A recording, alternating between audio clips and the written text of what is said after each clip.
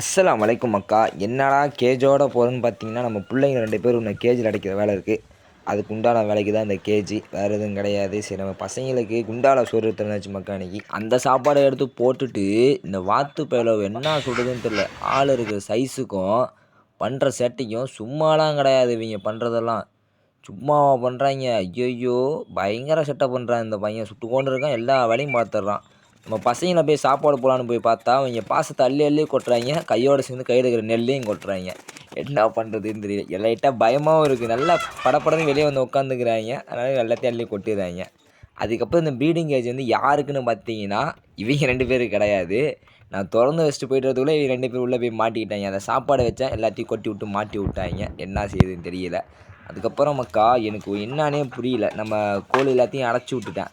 அடைச்சி விட்டுட்டு கொஞ்ச நேரம் நின்றுட்டு இருந்தா, சம்மந்தம் எல்லாமே கத்துறாங்க. என்னன்னே தெரியல பாருங்களேன். ஏன் என்ன காரணம்னு தெரிஞ்சா எதனா கொஞ்சம் கமெண்ட் பண்ணி விட்டு போங்க மக்கா. வரட்டா மாமே?